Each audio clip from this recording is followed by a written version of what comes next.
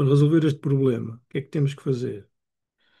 Nós identificamos a impedância de carga, certo? Só que agora o que nós vamos querer fazer, vou representar aqui outra vez a linha, a transmissão aqui em baixo,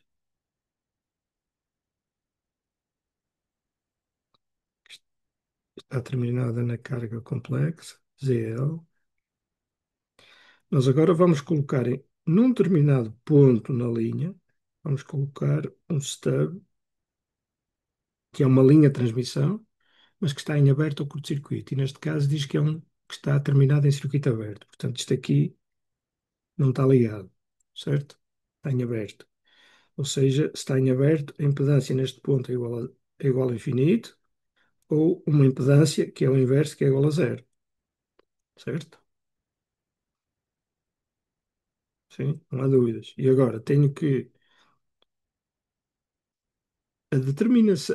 a adaptação de impedâncias corresponde a determinar a distância à carga que eu tenho que colocar o stub, esta distância D, e o comprimento do stub, certo? Portanto, é este D e o L, eu chamei L para o comprimento do stub, D para a distância à carga. Portanto, são estes dois parâmetros que eu quero determinar. Uma vez determinados estes dois parâmetros, o problema está resolvido. Como é que se resolve? Eu vou representar este ponto aqui por ponto B, que é o ponto onde eu vou colocar o stub em paralelo. E esse ponto B, em termos de admitância normalizada, tem que ter parte real igual a 1. Ok? Já agora, como eu vou trabalhar com um stub que está em paralelo, e esse stub vai estar em paralelo com a impedância equivalente da carga naquele ponto, portanto, ou trabalho com impedâncias em paralelo, mas é mais fácil trabalhar com admitâncias, porque as admitâncias em paralelo somam-se, certo? E, É, portanto, que é aquela fórmula do Y1 igual a YB mais YS, certo? sim, e portanto eu vou usar aqui, em vez de usar impedância de carga, eu vou converter a impedância para uma admitância. Ora, para fazer essa conversão, no diagrama de Smith, aqui no diagrama, depois de ter traçado a impedância de carga, eu vou agora traçar o valor da impedância, da correspondente impedância, admitância de carga. Para isso eu tenho que traçar uma linha, ok? Que é esta linha que passa no centro, pela impedância de carga. Portanto, a interseção, esta impedância de carga, portanto, este ponto que está aqui é a admitância de carga. É o YL. E, portanto, tenho que fazer a leitura no diagrama. Ora, a leitura no diagrama diz-me que, portanto, se vocês estão a ver, este ponto aqui interseta esta linha que passa aqui, dá 0,4, parte real, e parte imaginária é esta distância aqui, que é 0,2. E, portanto, a admitância é 0,4 menos J 0,2. Eu vou escrever isto aqui em baixo. E, portanto, a admitância de carga é igual a 0,4 menos J 0,2. Portanto, isso é a primeira coisa a fazer. Depois, tenho que traçar o círculo de parte real igual a 1, que é este círculo que passa aqui. Vocês veem aqui, certo?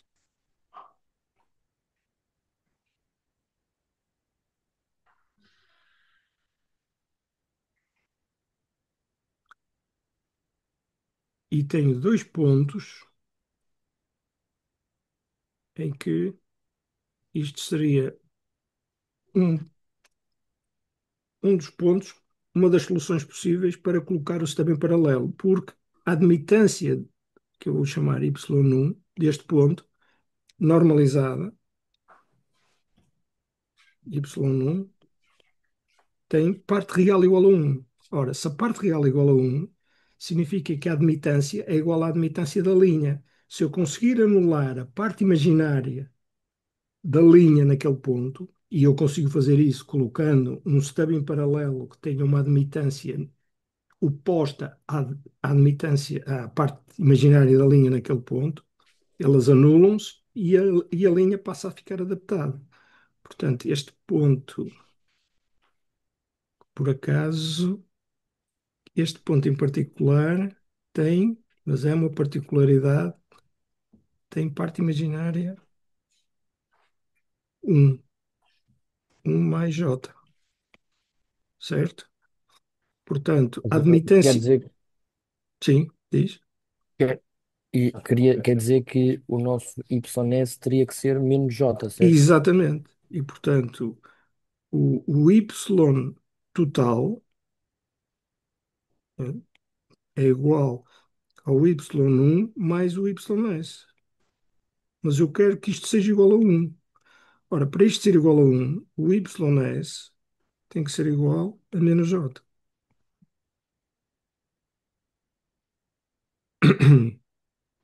Eu já tenho um problema resolvido, praticamente. Agora é só terminar os valores.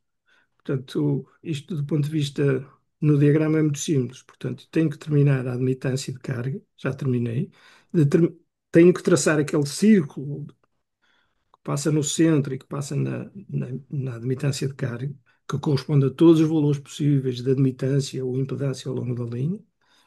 A interseção desse círculo com um círculo de parte real unitária dá-me duas soluções. Esta é uma, a outra aqui em baixo seria esta aqui em baixo, certo? Esta aqui. Neste caso, a solução que corresponde à distância mais curta para colocar o stub é esta de cima, ok? Portanto, eu agora tenho que traçar mais uma vez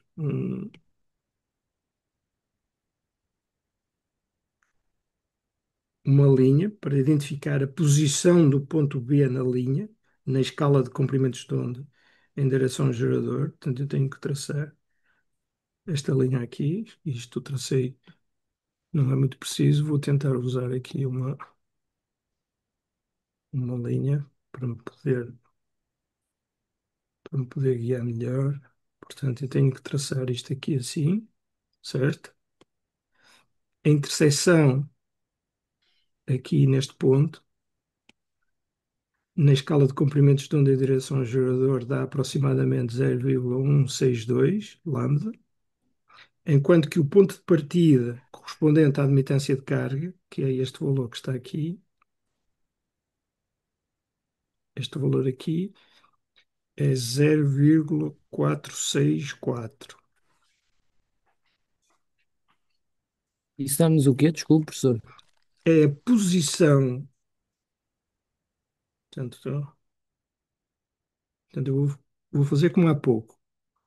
Eu agora tenho aqui uma escala de comprimentos de onda, portanto, a escala é para aqui, de comprimentos de onda em direção ao gerador, em que nessa escala a admitância de carga fica a Ah, ok, ok. 0,464.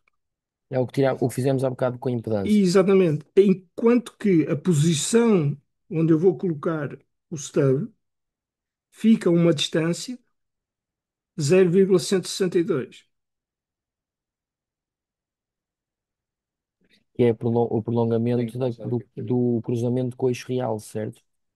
Sendo que esta escala de comprimentos de onda ao gerador varia entre 0 e 0,5 lambda, o que quer dizer que a escala termina aqui em 0,5 e começa outra vez a contar a partir de 0.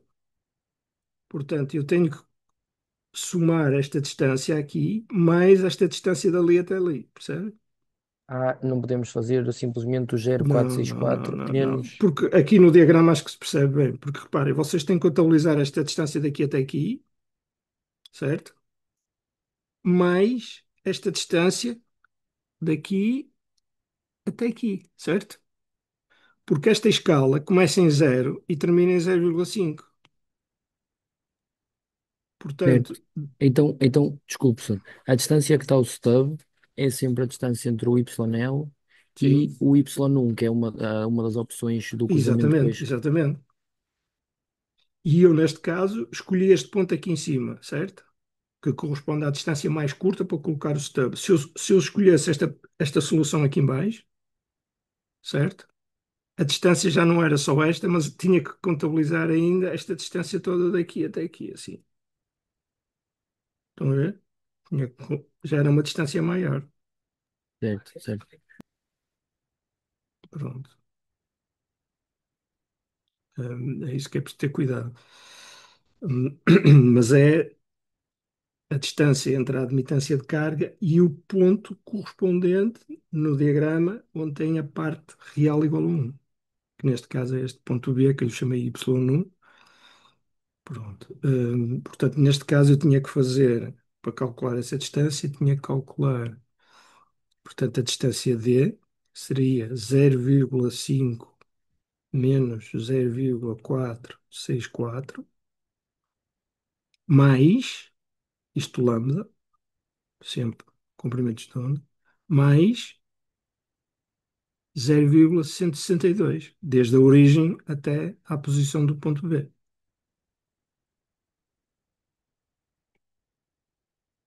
Lambda. Ora, 0,464 dá 36, 0,036, aí não é? 6, 4, 10, 6, 3, 9, 1, 10, é. Acho que é isto, 0,36 mais 0,162 lambda. Isto dá 0,198 lambda. Multiplicado por 2, a distância D, Dá uns 8816. 40 centímetros. Pois é aproximadamente 40 centímetros. Portanto, aqui dava-me 8816, um 9, 0,3. A mim deu-me 0,397 metros, 39,6, que é aproximadamente 40 centímetros. Ok? Pronto, é isto. Doutora, Sim, a mim aconteceu-me por acaso de o ZL num exercício dar 1 mais um J, ou seja, o ZL coincide o Y, exatamente. com o YB, ou seja, automaticamente o nosso D vai ser 0,250 lambda, certo? Se a impedância de carga é 1 mais J, Não, não, sim, a impedância, sim, sim. não é?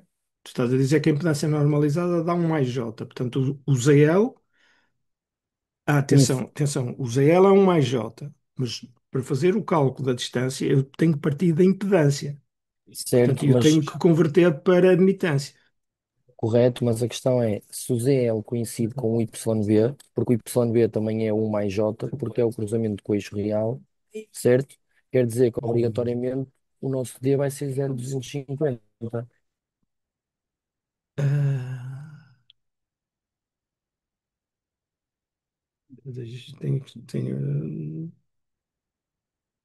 não sei. Agora deixa-me ver. Por exemplo, professor, puxa para cima para o diagrama de Smith, por favor. Eu vou pôr Ou isso. aqui outra. Portanto, Imagina, o que tu estás a dizer é que o ZL seria aqui. Isto agora saiu fora do sítio. O que tu me estás a dizer é que o ZL agora seria este ponto aqui. exato. Ou seja, o ZL vai ser igual ao nosso YB, ou não? Sim, O Z. mas então, Então, neste caso, então, o que eu tinha que fazer era, tinha que traçar. Mas ao professor, Não, é que carregar o tablet que está com 1%. pois tenho. Obrigado. Não. Portanto, o que eu estava a dizer é que neste caso eu tinha que calcular o YL, que era este valor aqui, que era este ponto aqui, certo, certo. e a solução de facto, para o ponto B seria este aqui, que coincide com a carga. É o que eu Facto. estou a dizer. Então, obrigatoriamente, o nosso Portanto, D o vai ser. Y1 vai ser igual ao ZL. Facto. Ahm, Então, mas a a nossa. distância seria esta. A distância que eu tenho que calcular, ou a distância D, seria esta distância daqui até aqui. Certo? Portanto, seria Pois, 0,25, exatamente. pois era isso que eu estava a dizer. 0,25 lambda. Era isso que estavas a dizer. Exato, exato. Pode prosseguir, professor. Desculpa, tirei isto. Era isso, certo? Sim, sim, sim, pode Pronto, prosseguir, professor. pronto, Obrigado. era 0,25. Mas há uma outra possibilidade que eu acho que já vi isso num exercício. Imaginem que era ao contrário. Imaginem que o ZL era aqui em baixo e o YL era aqui. Pois aí a distância seria zero, né? Supostamente. Portanto, o YL seria um mais J. E então quanto é que é o Y1? Pois, neste caso coincidia. Pois, se coincide, quer dizer que basta colocar um stub em paralelo com a carga, menos J, para anular esta parte. Pois. Portanto, eu Porque posso colocar o stub diretamente em paralelo com a carga. A distância é zero, neste caso. certo, certo. Pronto. Mas agora era o problema 4, não era? Professor, antes de avançar para o problema 4, Sim. acha que poderia resolver o 3? Ou depois? Qual? O 3. O 3? Uhum. Mas se for preciso, pode resolver depois. E Sim. chegar à conclusão Eu não deste sei que dizer. estávamos a fazer, porque o professor só fez a O D, distância, falta yeah. o L ainda, e Falta dos o dois pontos. comprimento do Falta stub. o comprimento do stub. Eh, Portanto, era este o problema. Ora, nós tínhamos visto que o stub está em aberto, portanto, o y é igual a zero, certo? Ora, quando nós transformamos a impedância de carga numa admitância, automaticamente o diagrama passa a ser um diagrama de admitâncias. Portanto, todos os pontos que nós marcamos são relativos a admitâncias. Portanto, quando o stub, neste ponto aqui, portanto, eu agora estou a tratar do problema que é o stub. Deixa-me só trocar de cor. Portanto, eu tenho um stub. Então, tenho um stub, que no fundo é uma linha de transmissão, em que aqui y igual a zero, neste ponto, e na entrada é menos j. S igual a menos j. Portanto, eu posso fazer exatamente a mesma coisa, tenho que fazer o mesmo tratamento, é considerar esta escala de comprimentos de onda em direção ao gerador, em que este ponto aqui tem que corresponder a y igual a zero, e este ponto aqui tem que corresponder a ys igual a menos j. Portanto, eu só tenho que identificar estes dois pontos para conseguir determinar o respectivo comprimento. Certo? Ora, y igual a zero, onde é que está? No diagrama.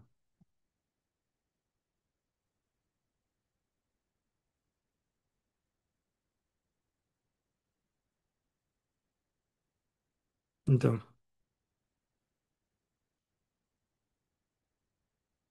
onde é que está a admitância zero no diagrama? Não é do lado direito? Do No lado V direito? máximo? Não. E nós temos aqui uma escala real, que é este eixo que está aqui, horizontal, que começa em zero e termina em infinito. Ora, zero, então é este ponto aqui. E, portanto, isto é y igual a zero. Enquanto, e onde é que está o menos j? menos J está aqui em baixo. Ok? E, portanto, a distância é desde zero até este valor aqui, e este valor é 0,375. E, portanto, comprimento do stub, 0,375 lambda. Então a pergunta, desde onde é que se mede? É- Eu tenho que partir do ponto y igual a zero até y igual a menos j. Ora, y igual a zero é este ponto aqui no eixo real, é este. Y igual a zero é este. E y igual a menos j é este.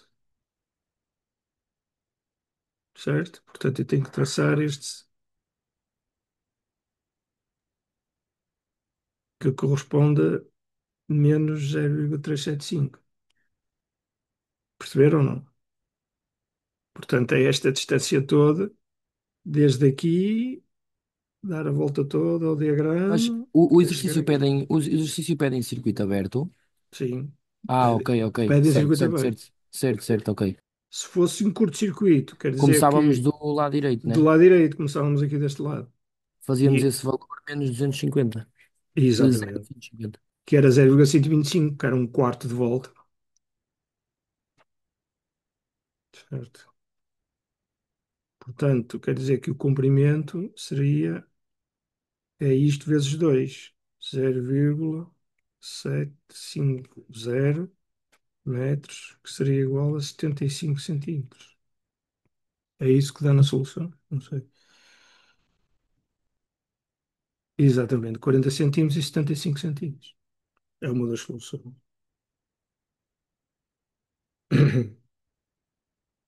Certo? Então vamos ver o problema 4.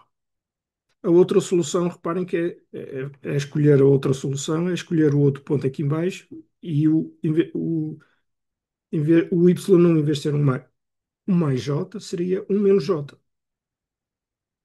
Desculpa, e o y ia ser um menos j e o stub ia ser j, e portanto ia corresponder a este ponto que está aqui em cima, e a distância ia ser 0,125, ou seja, 25 centímetros, que é a outra solução que aparece ali. Ok? Podemos passar ao problema 4, então? Ó, professor, então, só mais uma pergunta. Hum. Obtendo o valor de y1, certo? Uhum. Ou yb, eh, invertemos a parte imaginária e dá-nos sempre esse o ponto ah, até onde temos de ir para descobrir o L, certo? Sim, Não sei se me percebeu. sim, Ok. sim, sim. Sempre. Sempre, Ok. sempre assim. 4. Portanto, neste caso é um guia de onda cilíndrico. Mas eu até vou passar por aqui. Deixa-me só.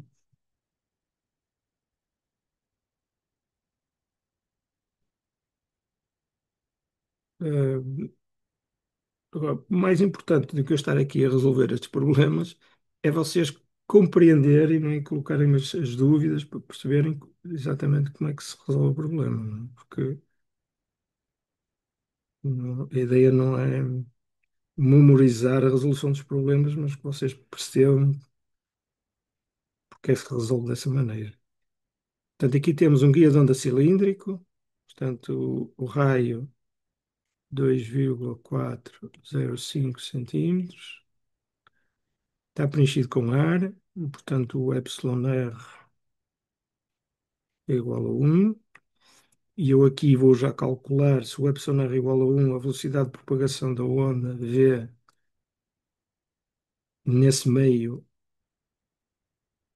é igual a c, que é 3 vezes 10 ao oitavo metros por segundo. A componente longitudinal do campo elétrico, portanto, a componente Z, é igual a 10 J0 sem R cosseno de 10π vezes 10 à nona T menos beta Z volt por metro. Ora bom, qual o modo associado à sua frequência de corte?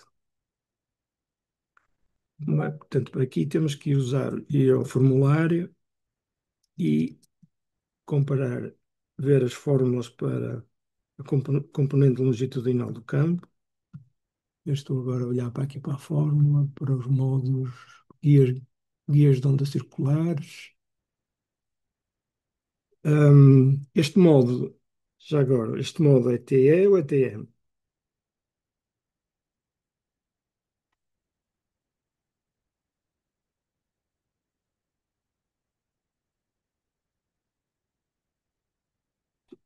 Tem que ser capaz de ver isto só olhar para esta expressão. Se a componente Z do campo elétrico é diferente de zero, isto é um modo TE e TM. Reparem que nos guias de onda circulares só existem modos TE ou modos TM. Portanto, só há duas hipóteses. Ou é um modo TE ou um modo TE. Se a componente Z do campo é diferente de zero, que modo é que é este?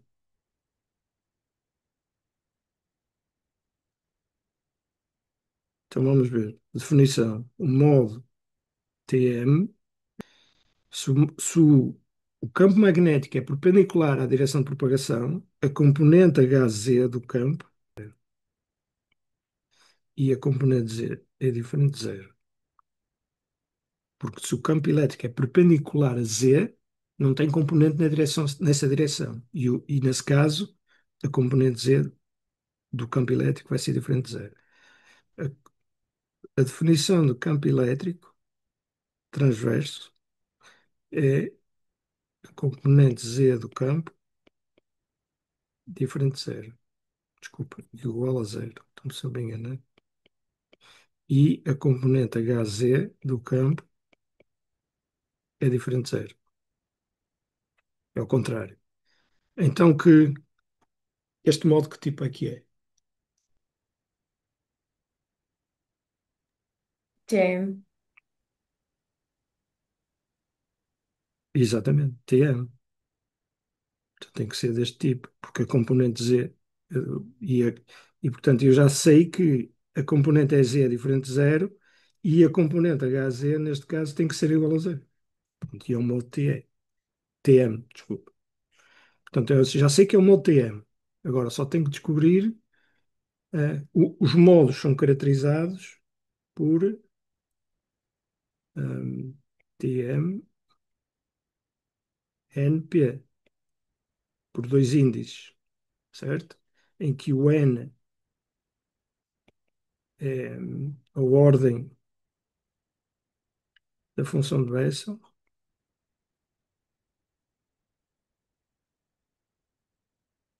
e o P é o pésimo zero da função de Bessel. Peço desculpa, isto é de que exame? Do mesmo? É o mesmo, sim. Problema 4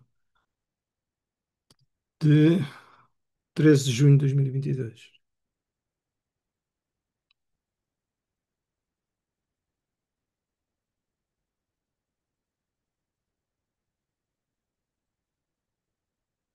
Portanto, o modo TE é isto. Comparando esta expressão para a componente Z do campo, que é esta que está aqui, certo? Que informação é que eu tiro aqui? O H? Sim, o que eu tenho aqui é que H vezes R é igual a 100R, certo?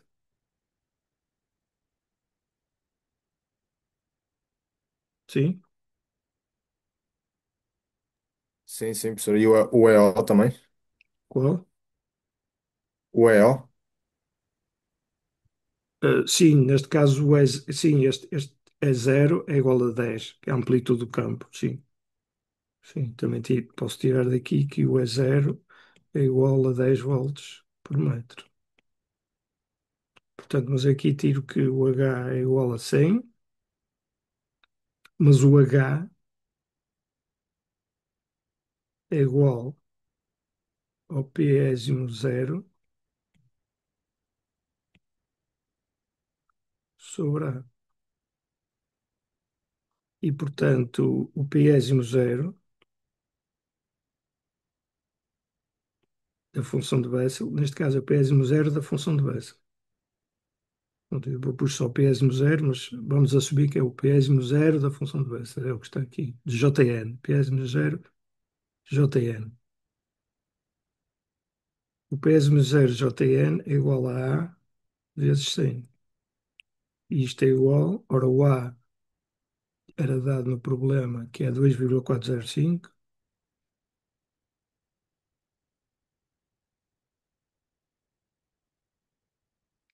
centímetros por centímetros. E, portanto, multiplicado vezes 100, que dá, ora, isto é 2, até vou fazer mais devagar, 2,405, 1 centímetro é 10 elevado a menos 2, vezes 10 ao quadrado, é igual a 2,405. Então, qual é o zero? Consultando esta tabela dos zeros, 2,405 corresponde a que zero?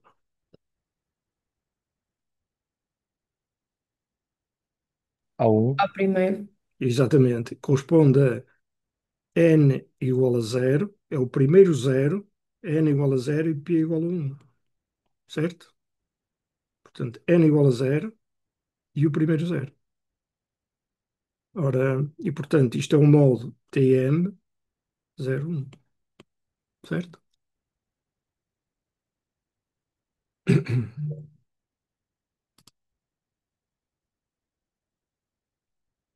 Isto é de 2004, pois. Isto é um modo. E agora, qual é a frequência de corte associado? A frequência de corte do modo Tm 01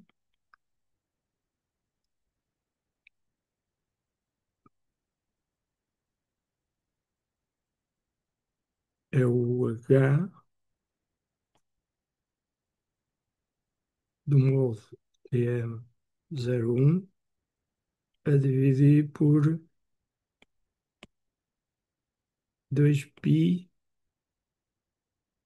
raiz de epsilon nu.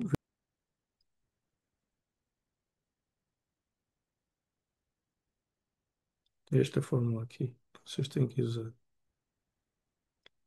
Que se aplica a qualquer guia de onda, certo? Portanto, uma vez terminado o H, a frequência de corte correspondente a esse modo é dividir por 2π raiz de epsilon nu. Ora, o H já nós tínhamos visto que era igual a 100, portanto isto é igual a 100 sobre 2π, raiz de epsilon nu, 1 sobre raiz de epsilon nu. Mas isto é igual a 100 sobre 2π vezes 1 sobre raiz de epsilon nu é igual, isto é, o meio é epsilon zero nu zero, e portanto isto é igual a 100 sobre 2π. 1 sobre raiz de epsilon nu é igual à velocidade de propagação, que é igual a 3 vezes 10 à oitava, portanto isto é igual a 100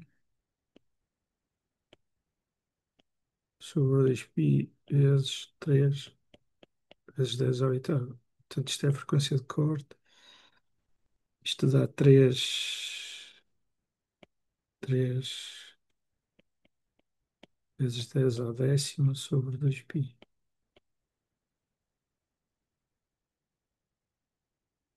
E e portanto eu até vou calcular, se calhar é mais fácil calcular, a frequência angular do molde TM01 é igual a 2π vezes a frequência de corte do molde TM01. A frequência angular é multiplicado por 2π, portanto dá 3 vezes 10 à décima radianos por segundo. Pronto. Ou fazem esta conta ou apresentam o resultado em termos de frequência angular, que neste caso dá umas contas mais simples, mas tanto faz. 4,77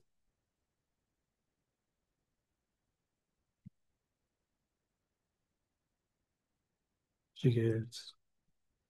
E agora, a linha B pergunta quantos modos é que estão em propagação?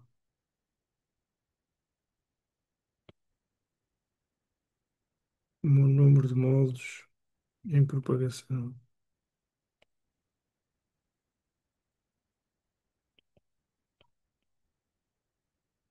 Pensa, qual é a condição que o modo esteja a propagar? Tem que estar abaixo da frequência de corte. Exatamente. Cada modo vai ter uma determinada frequência de corte associada.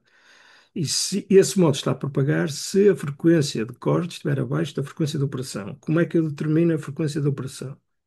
A partir da expressão do campo elétrico. Não está ali dentro do seno, no ômega T, não. Exatamente. Cosseno de ômega t menos beta z. Portanto, o termo que aparece aqui a multiplicar t, isto que está aqui, ups, isto é ômega. Ou seja, ômega é 10π vezes 10 à nona.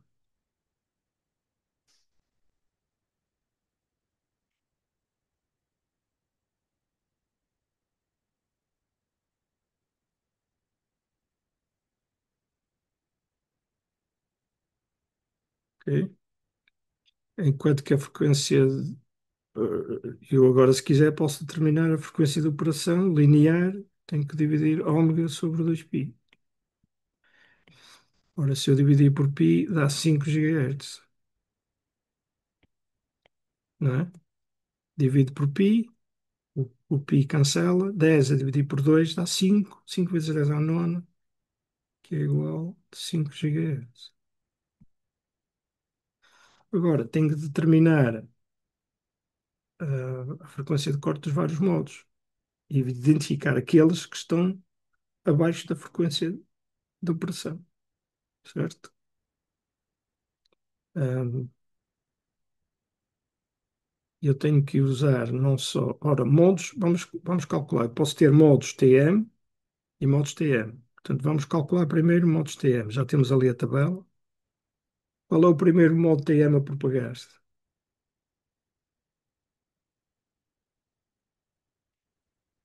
Eu até vou escrever aqui. A frequência de corte dos modos TM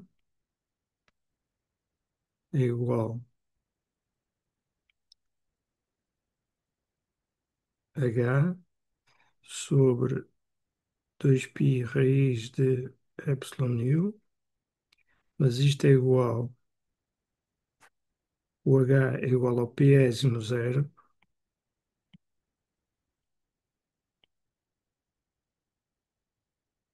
Jn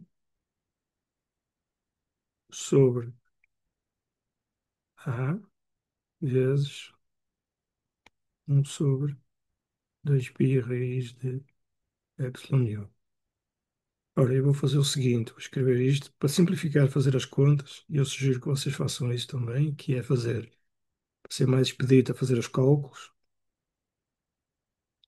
vocês calculam πésimo zero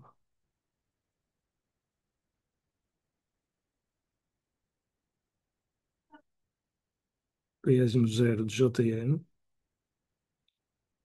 vezes 1 sobre 2π a raiz de epsilon nu. Isto é igual a πésimo zero Jn vezes 2π sobre A raiz de epsilon nu, mas o epsilon é igual a epsilon zero, portanto 1 sobre raiz de epsilon nu neste caso. Portanto, eu até vou escrever assim, fica velocidade de propagação sobre 2πa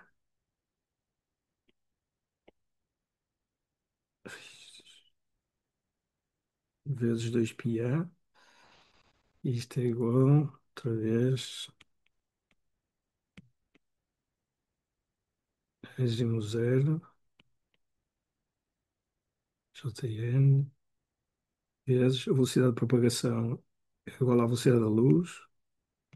Portanto, fica 3 vezes 10 à oitava, é dividido por 2π, vezes 0,02, tem centímetros, tem 2,405, ok? Portanto, isto é igual a PS.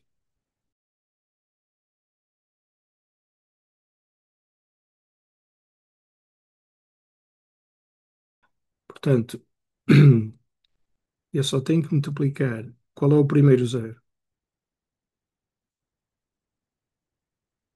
Qual é o primeiro molde que tem a frequência de corte mais baixa, o molde TM?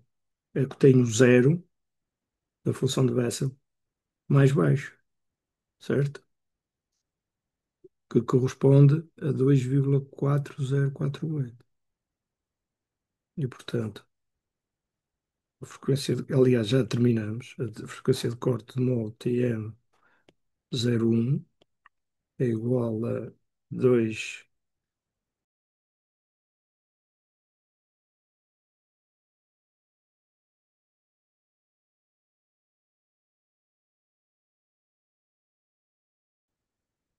4,77. Já tínhamos terminado isso, certo? Qual é o segundo modo?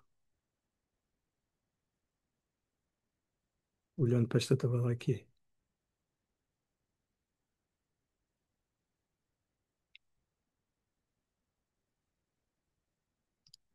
Aqui no chat.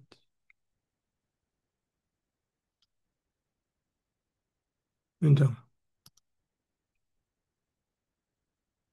qual é o segundo modo? O segundo modo é aquele que tem o, o zero seguinte mais baixo. Portanto, o primeiro é 2,4048. Por ordem crescente, o segundo modo é o 3,8317.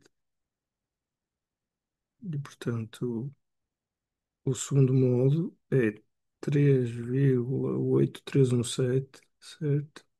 8317.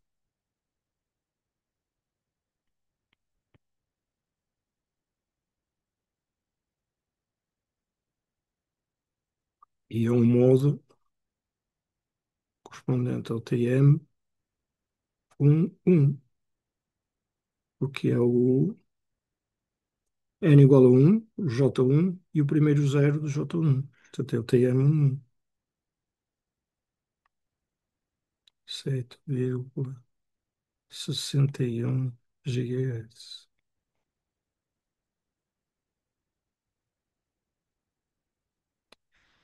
E este molde está-se a propagar?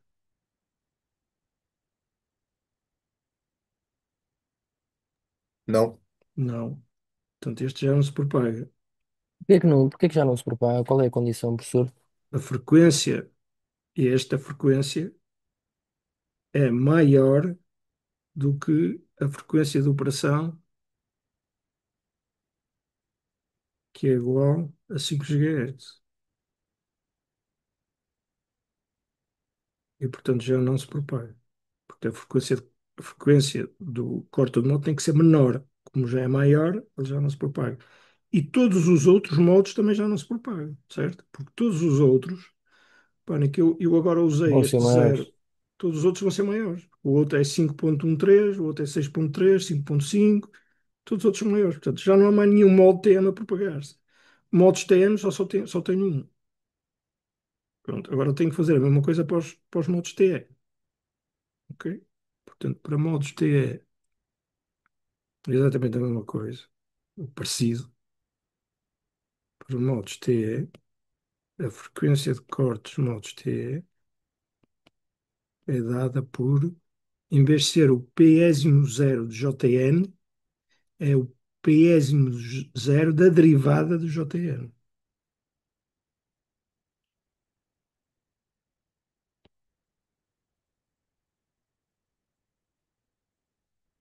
É o J'. Eu tenho que ir buscar aqui essa tabela. Mas isso multiplicado na mesma pelos Sim, 1.985, exatamente, porque o resto vai ser igual.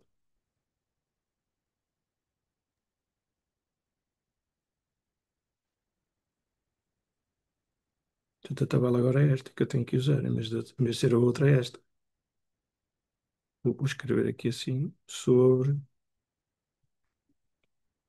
2πa raiz de epsilon u. Mas esta parte que está aqui é exatamente a mesma. Portanto, isto vai ser igual ao π zero de J', vezes 1,985 GHz. Então, qual é o primeiro modo? é o Primeiro modo, 38317, mas esse não, não. não é esse o primeiro. É o que tem o menor zero da tabela. Ah, é o 1,84. Exatamente. E, portanto, o primeiro modo TE é o N igual a 1 e e P igual a 1. É o primeiro zero de J'1. E, portanto, a frequência de corte do modo TE1 é igual a 1,8412 vezes 1,985.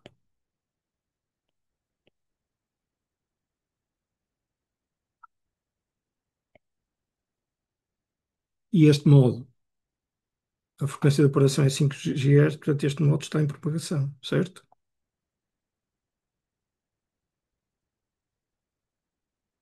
E qual é o segundo modo? Com a frequência de corte É seguinte. o N igual a 1, P igual a 2. Exatamente. Desculpe, não, N igual a 2 é este. 3,0 é este, certo? Sim. N Ao igual a contrário, o N 2, igual P igual a e 1. P. Sim, sim, exato, enganei. Portanto, N igual a 2 é o 2, 1, que é 3,0542 vezes 1,985. Ora, isto Então, já dá 6,06 GHz. Portanto, este modo também já não se está a propagar, certo? Porque já é superior a 5. Portanto, só temos dois modos. Temos o modo TE11, com uma frequência de corte 3,6, e temos o modo TM01 com uma frequência de corte de 4,77. E não há mais nenhum. Portanto, temos os dois modos a propagar. E qual é o modo fundamental? Ou o modo dominante? É aquele que tem a frequência de corte mais baixa. Qual é? é o T1. Exatamente. Então, esse é o primeiro modo a propagar-se. A pergunta seguinte é: determina a distância no guia para qual a amplitude do campo elétrico, componente Z do campo elétrico, para qual a amplitude do modo é 1% do seu valor. Isto dá a entender, esta pergunta, que o modo TM11 sofre atenuação. Se não sofresse atenuação, a amplitude era sempre a mesma ao longo do guia, mas aqui está a dar a entender que não é. De facto, não é porque o que é que acontece? Se o modo tiver uma frequência de operação inferior à frequência de corte, ele está em propagação, o que significa que a sua amplitude mantém-se constante, portanto, tem um comportamento oscilatório, mas a amplitude máxima do campo é sempre constante. não diminui, e por isso é que se diz que ele está em propagação.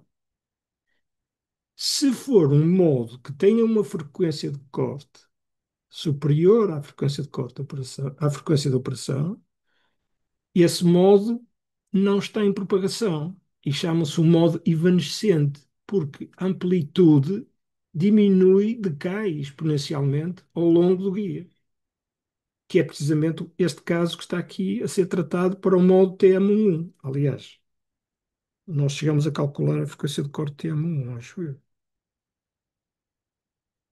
Não? Calculamos. Exatamente. Nós calculamos a frequência de corte do modo TM1 e vimos que a frequência de corte era 7,61 GHz. Ok? O que significa que o modo TM1 é um modo evanescente. E, portanto, na linha C, é importante vermos que o TM1 é um modo evanescente para este caso particular, onde a frequência de operação é 5 GHz.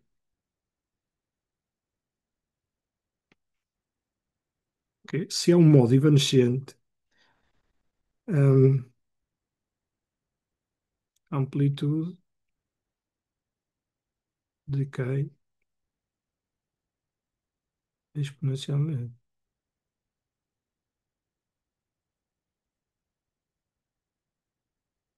Ok? Se decai exponencialmente, nós precisamos, quer dizer que a expressão para o campo elétrico já não vai ser dada por esta expressão que está ali, portanto, não vai ter este comportamento em termos de cosseno, ok? Portanto, a componente z para este modo vai ser do tipo é zero é elevado a menos gama z, portanto, isto é fasor, portanto, esta é a expressão para o fasor do campo elétrico, e, portanto, só temos que determinar é a constante de propagação. O que eu vos vou dizer é que, como é um modo evanescente, isto vai ser igual a alfa. Ou seja, esta constante de propagação vai ser real e o modo vai se propagar, a amplitude vai adquirir exponencialmente. Ora, só temos que determinar esta constante gama. Sabemos que, também está no formulário, a relação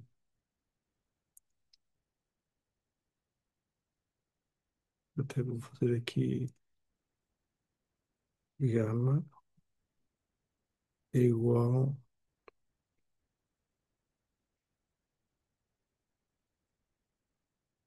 a h ao quadrado menos ômega ao quadrado epsilon nu. Hum,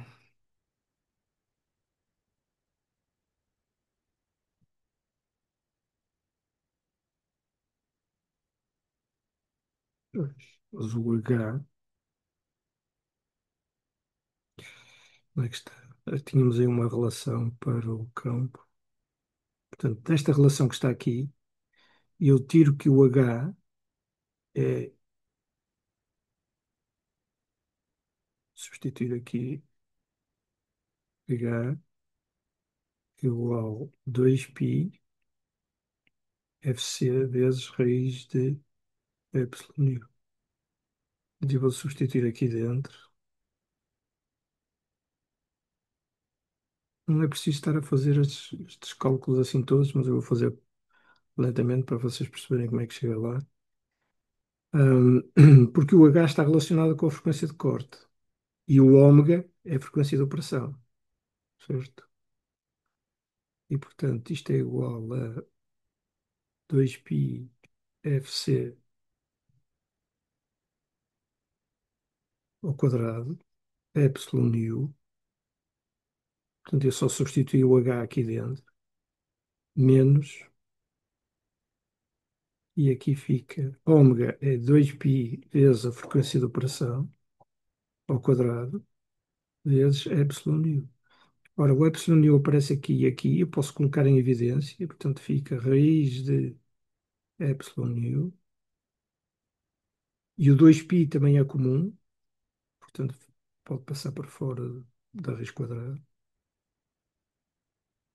2π raiz de epsilon u, raiz de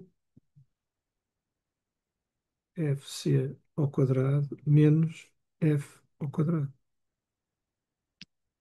Ora,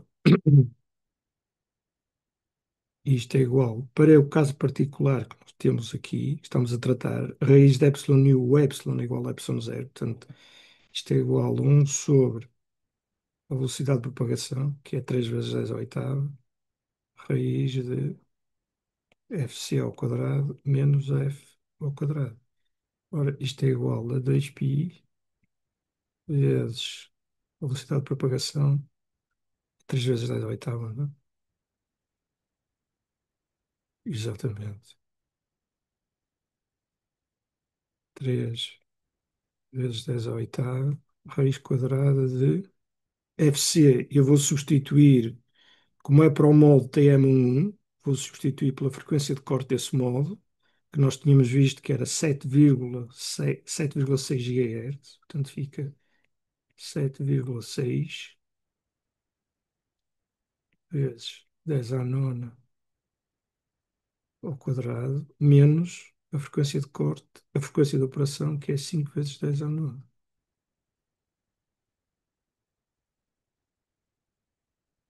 ao quadrado. E tenho que fazer este cálculo aqui, fica 2π.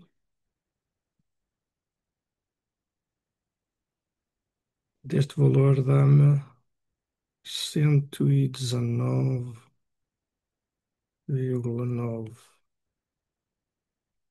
nepas por metro. Ok?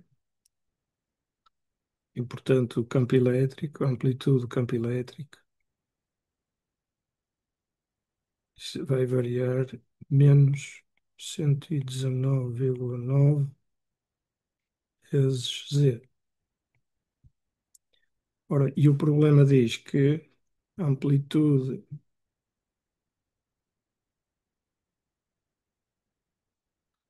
pretende-se determinar a distância Z para a qual a amplitude é 1% do seu valor em Z igual a zero. Portanto, a amplitude em Z igual a zero é igual a zero. Amplitude para Z igual a uma distância Z igual a zero elevado a menos 119,9 vezes D, e eu quero que isto seja 1% do valor original, que é zero. E, portanto,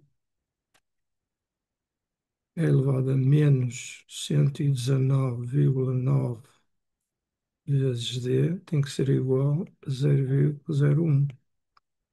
E, portanto, aplicando o logaritmo napriano deste lado, fica menos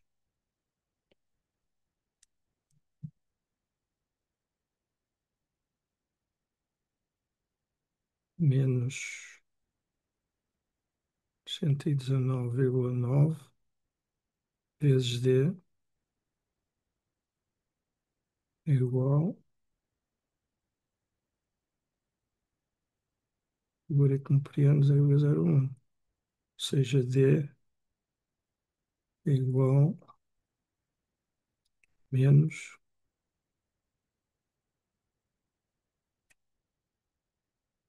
sobre este logaritmo napriano 0,01 dividido por 119,9.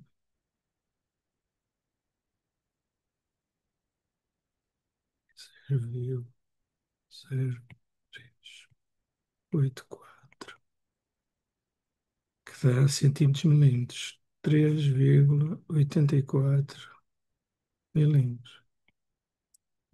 Portanto, ele ao fim de 3 milímetros já só tem 1% do seu valor inicial. Até é atenuado rapidamente.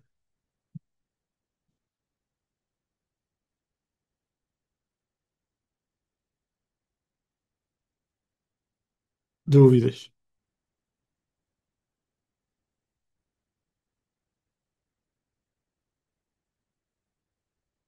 Não sei se é isso que dá aí. É isso que está. 3,8 milímetros. Centímetros. Aqui 10 centímetros. Também deu 3,8 milímetros. Ai não, é centímetros. Tem razão, desculpa. Eu que estou a fazer. Estou a ver direito. Tá, é isso. Está É direito. isso, é isso. 3,8 centímetros. Pronto.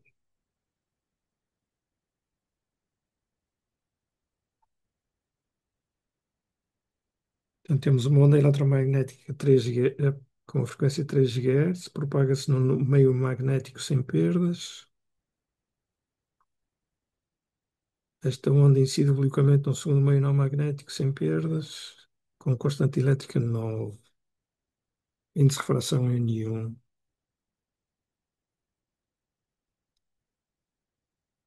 Índice de refração N1.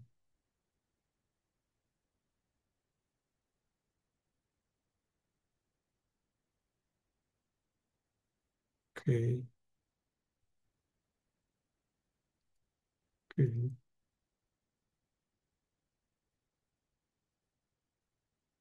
Hum, tiveste dificuldade em resolver a linha A também? Não, professor, não. A linha A não é mais a linha C e a D. C e a D, ok. Hum, e os coeficientes de reflexão, conseguiste terminar aqui, na linha B? Para terminar os coeficientes de reflexão é preciso conhecer o ângulo de incidência, certo? Oh, Portanto, professor, eu consegui, mas essa aí eu consegui porque explicaram, mas eu não percebi. Assim, eu percebi a maneira como se faz, mas não tenho a certeza que seja tipo, a maneira mais certa, percebe, professor? Se o professor puder sim, explicar, se portanto, depois aqui vou ter temos o índice de refração, temos um meio, temos uma interface entre os dois meios, certo? Temos uma interface do lado esquerdo temos um meio N1 e aqui, exatamente, isto propaga, exato.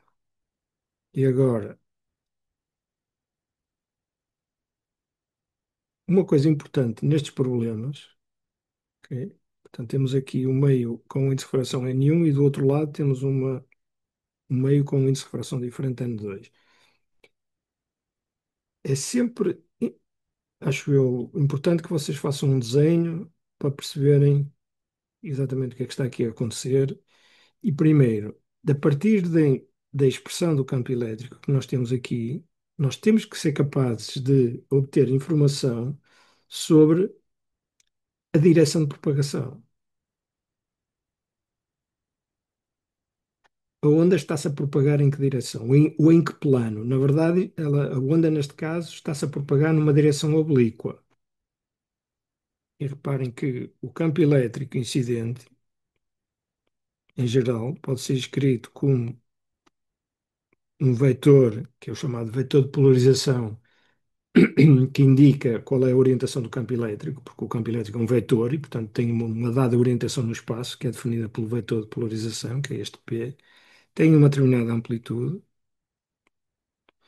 e é dada por menos gama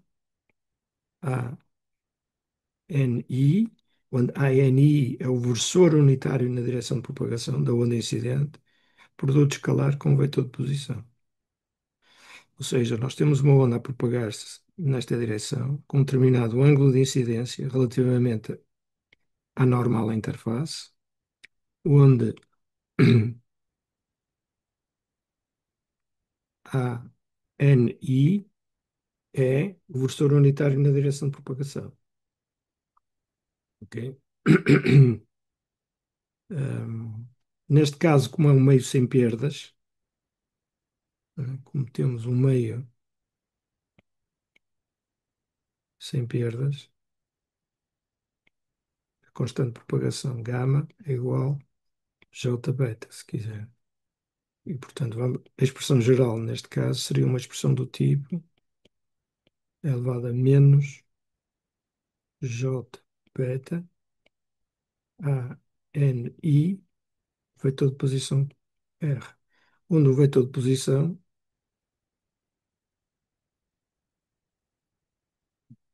é o vetor de posição de um ponto qualquer no espaço de coordenadas x, y, z.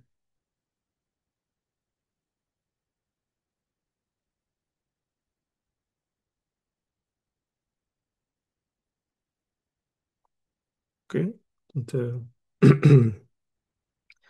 então, se compararmos esta expressão com a expressão que está aqui em cima, podemos rapidamente identificar que o vetor de polarização do campo vai ser igual a 0,8x menos 0,6y. Ok? E, de facto, o módulo deste vetor é a raiz quadrada de 0,8 ao quadrado mais 0,6 ao quadrado, e isto é igual a 1. De facto, é um vetor unitário, portanto, é um versor que aponta na direção do campo elétrico. Portanto, isto é a orientação do campo elétrico. E a expressão que aparece aqui, este menos J beta A N I, produto escalar com vetor de posição, se compararmos com a expressão que é dada, tem que ser igual a menos J 8π 3x mais 4y. Ok? E reparem que o vetor de posição, o versor unitário na direção de propagação, tem componentes x e y, o que quer dizer que o campo elétrico está-se a propagar no plano xy. E, portanto, eu posso definir aqui, e aqui diz que a região do espaço x maior que zero, que é, portanto, aqui seria, é que define a fronteira entre, portanto, esta tem que ser a direção x, este ponto aqui é x igual a zero, que define a fronteira entre os dois meios. E, portanto, o meio 2 está na região x maior que zero. E, portanto, este tem que ser a direção y do campo. Desculpa, a direção y do sistema de eixos, certo? Porque, de acordo com a expressão que é dada, o campo está-se a propagar no plano XY. Ok? E, portanto, vocês têm que ser capazes de, rapidamente, olhando para esta expressão aqui e identificando aqui nisto, que a propagação se faz no plano XY. E diz mais, diz que o campo elétrico também está orientado no mesmo plano, tem uma componente X e uma componente Y. Quer dizer que o campo elétrico também tem que estar assim. Assim ou por baixo, agora não sei, né? Neste caso, por acaso vai ser por baixo, porque a componente Y é negativa. Portanto, e o campo elétrico vai ser assim.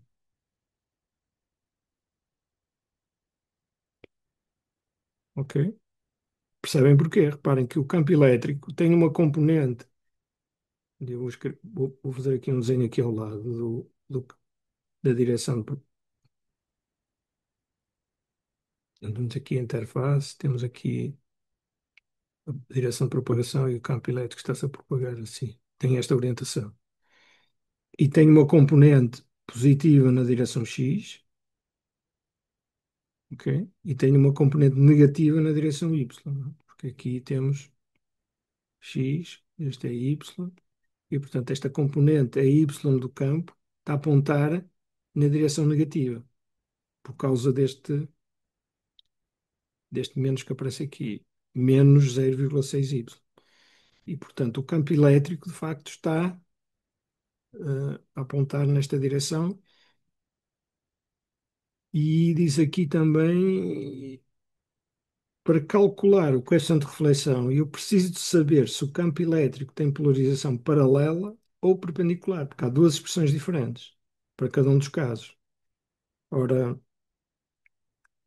o- quando se fala em paralela ou perpendicular, é sempre relativamente a um plano de referência. Ora, o plano de referência é o plano formado pela direção de propagação, por esta linha que define a direção de propagação, e a normal à interface. Ora, estas duas linhas definem um plano que é chamado plano de incidência. Plano de incidência, que é o plano do papel. Portanto, o plano aqui do papel é o plano de incidência. Ok? E neste caso, o campo elétrico está paralelo ao plano do papel ou do quadro, não é? E, portanto, é polarização paralela. E, portanto, neste caso, é polarização paralela. E isto é importante depois para terminarmos as equações de reflexão. Só que para terminar as equações de reflexão, eu preciso conhecer o ângulo de incidência. Ok? A partir desta expressão aqui, eu consigo determinar o plano de incidência, a direção de propagação.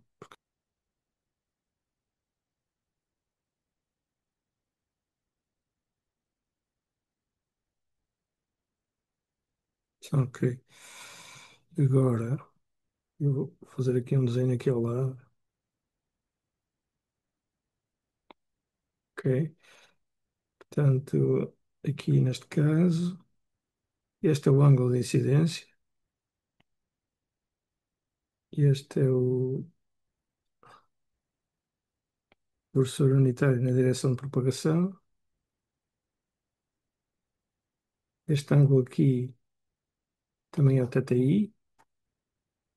E, portanto, a componente, o versor unitário na direção de propagação, na direção x, tem uma componente que é a projeção, que é o cateto adjacente deste triângulo retângulo, na projeção na direção x, e na direção y é seno de θi na direção y.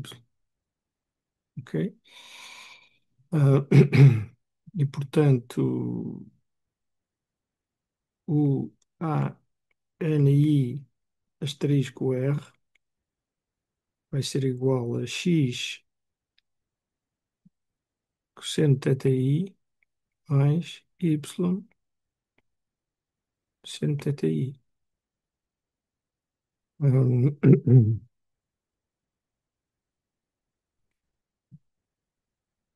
X mais 4y a dividir por 3 ao quadrado mais 4 ao quadrado, para estar normalizado. Ora, isto é 9 mais 16 dá 25, dá 5. Portanto, isto é igual a 3 quintos de x mais 4 quintos de y. Quer dizer que o cosseno de θi é igual a 3 quintos e o seno de θi é igual a 4 quintos. E, portanto, eu posso, qualquer um destes agora terminar isto, ou então fazer o seno θi sobre cosseno θi igual a tangente θi. Seno é 4 quintos, portanto fica 4 sobre 3, número 33, tangente, dá 53. 53, 53,1 graus. Achando o coeficiente, o ângulo de incidência, agora temos que terminar o coeficiente de reflexão para polarização paralela. E, portanto, temos que usar a expressão que está no formulário para calcular o respectivo coeficiente de reflexão,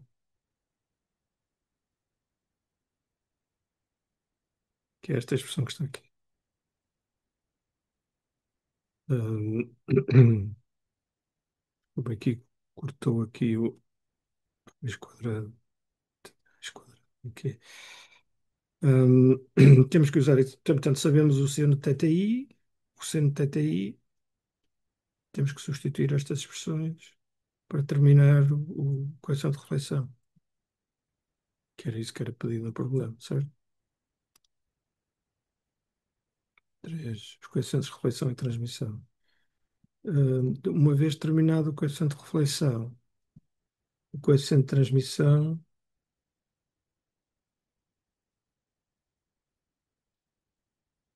um mais coeficiente de reflexão de polarização paralela é igual a cosseno de θt sobre seno de θt vezes coeficiente de transmissão paralela. Portanto, temos que resolver esta equação em ordem a isto. Portanto, mas isto agora é só contas numéricas e, Sim, não precisa resolver, não precisa resolver. Obrigado. agora é substituir os valores e resolver isto, não é? O que é que falta agora aqui? As coeficientes de reflexão, as expressões do campo elétrico. Portanto, se nós temos o campo elétrico incidente, que eu sei que está polarizado, para, desculpa, isto é polarização paralela, exatamente, paralela ao plano de incidência, na reflexão, ok? O campo elétrico vai estar orientado assim também, polarização, campo elétrico refletido. E a diferença é que, em termos de polarização, o campo elétrico agora tem uma componente positiva na direção X, na direção X é positivo e na direção Y também é positivo. Mas a orientação é exatamente a mesma. E, portanto, o campo elétrico aqui neste caso, a polarização do campo, portanto, agora para o campo elétrico refletido,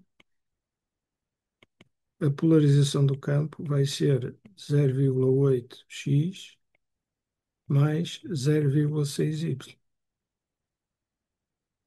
porque o campo elétrico agora vai estar orientado. E a amplitude do campo elétrico incidente, portanto, o campo elétrico refletido, vai ter esta polarização. Vamos pôr aqui PR, polarização do campo elétrico refletido, vai ter uma amplitude que é igual à amplitude do campo incidente vezes o coeficiente de reflexão polarização paralela vezes elevado a menos J beta a NR asterisco R. E o versor unitário na direção de propagação. Agora, se este é o versor unitário na direção de incidência, o versor unitário na direção de propagação, este ângulo aqui também é θi, e portanto tem uma componente negativa na direção x e uma componente positiva na direção y, e portanto o ANR vai ser igual a menos cosseno de θi na direção x mais seno de θi na direção y. Ok? Porque a projeção na direção x é cosseno, é esta componente, esta distância aqui, que é a mesma da outra, simplesmente agora está a apontar na direção negativa de x. E, portanto, vai ser menos cosseno de θi. Hum, E, portanto, é isso. Para determinar o coeficiente de transmissão, portanto, temos que, para calcular o campo eletrotransmitido, precisamos de conhecer o ângulo de transmissão, e o ângulo de transmissão é obtido a partir da lei de Snell. Sabendo que N1 seno θi é igual a N2 seno θt. Portanto, sabendo o N1 e o N2, conseguimos determinar o seno θt, que é igual a N1 sobre N2 seno θi. Portanto, sabendo o N1 e o N2, e o N2 é-nos dito tem uma primeira constante elétrica igual a 9, portanto, em que o N2 é igual à raiz quadrada do o epsilon R2, que é a raiz quadrada de 9, que é igual a 13. Pronto. E depois diz aqui ainda o ângulo de incidência para o qual a onda refletida seria nula. Porque eu ainda não terminei, foi o N1. Vocês chegaram a terminar o N1? Qual é o valor da N1 que dá? É 2, Tor. Diz? 2? Sim, 2, 2. N1 é igual a 2. Portanto, o coeficiente de reflexão na linha D, pelo menos olhando aqui para esta expressão, na linha D, o coeficiente de reflexão paralela ser igual a 0. É necessário que eta2 cosseno de θt menos eta1 cosseno de θi seja igual a 0. Ou seja, é necessário que eta2 cosseno de θt seja igual a eta1 cosseno de θi. Ora, o cosseno de θi nós já tínhamos visto que era cosseno de θi é igual a 3 quintos.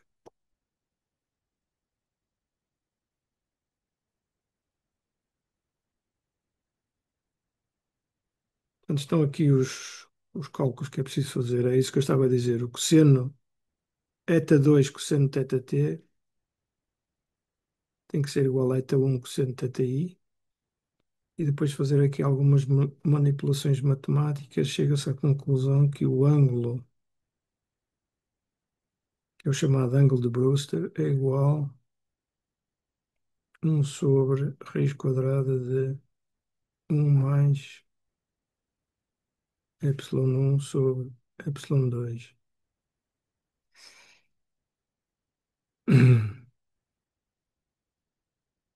Portanto, isto é igual a 1 sobre raiz de 1 mais o epsilon 1, o N1 é igual a raiz de epsilon 1 e, portanto, o epsilon 1 é igual a N1 ao quadrado, que é igual a 4, e o epsilon 3 é igual a 9. Desculpa, epsilon 2 é igual a 9.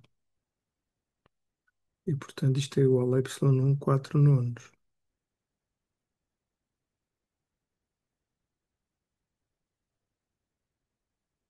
Raiz de 9, 13 nonos. Isto é igual a 0,8321 e, portanto, o ângulo de incidência, que é igual ao ângulo de Brewster, dá